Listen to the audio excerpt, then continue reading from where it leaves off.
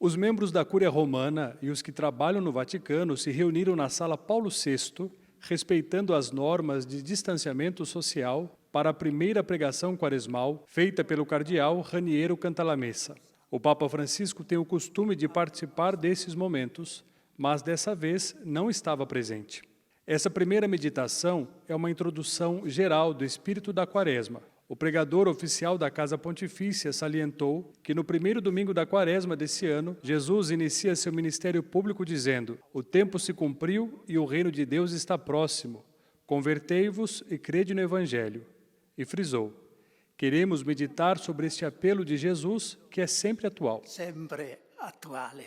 De conversão, se fala em 3 momentos diversos no Novo Testamento, e cada vez vem à luz um componente novo.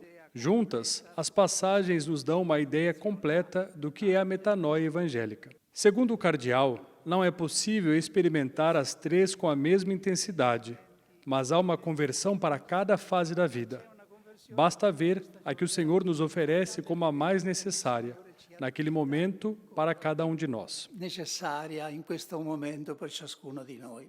A primeira conversão, disse Cantalamessa, remonta ao convite feito por Cristo. Antes de Jesus, converter-se significava voltar atrás, uma inversão de rota, isto é, reconhecer que se está fora da estrada da vida e decidir tornar a observar a lei e voltar à aliança com Deus. Com Jesus, converter-se não significa mais voltar à antiga aliança, a observar as leis, mas significa dar um passo adiante e entrar no reino que chegou, gratuitamente, pela soberana gratuidade libertadora de Deus. A segunda conversão está relatada no Evangelho de Mateus, capítulo 18, quando os discípulos perguntam para Jesus quem era o maior no reino dos céus, e ele traz o exemplo da criança, dizendo: para entrar no reino dos céus é preciso ser como elas.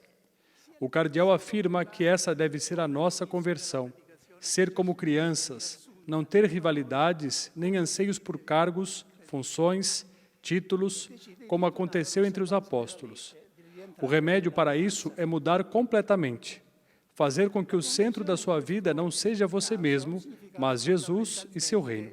O terceiro contexto para o convite à conversão é dado pelas 7 cartas às igrejas do Apocalipse. No texto se faz referência ao fato de alguns não serem nem frios nem quentes e de ter uma mornidão que não pode ser suportada. Cantalamessa explicou que também aqui está um ponto importante de conversão, deixar a mediocridade e a tibieza. O cardeal também destacou a experiência do batismo no Espírito Santo como modo de agir do Espírito que vai além dos canais institucionais. Recordou que o Papa Francisco, ao falar para os membros da renovação carismática, os exortou a compartilhar com todo o povo de Deus esta corrente de graça que se experimenta no batismo do Espírito. Cantalamessa ainda destacou que esta experiência do batismo no Espírito não atualiza somente os sacramentos do batismo e da crisma, mas toda a vida cristã. E ensinou como se deve se preparar para receber esta graça, citando como, por exemplo, uma boa confissão, a participação em encontros onde se entra em contato com as verdades e realidades da fé. O batismo no Espírito, destacou, tem se revelado um meio simples e potente para renovar a vida de milhões de fiéis em quase todas as igrejas cristãs. Decine di milioni di cristiani in tutte le chiese cristiane. Para o cardeal Cantalamessa, o dom de Cristo não é limitado a uma época particular, mas oferecido a toda a época.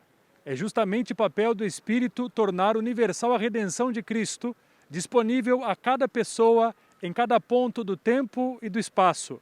O segredo é dizer uma vez: "Vinde, Santo Espírito", e dizê-lo com todo o coração, deixando o Espírito livre para vir da maneira que ele quiser, não como gostaríamos que viesse, possivelmente sem mudar nada em nossa maneira de viver e orar.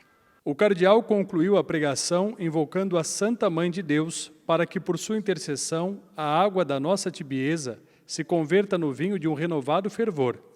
O vinho que em Pentecostes provocou nos apóstolos a embriaguez do Espírito Santo e os tornou fervorosos.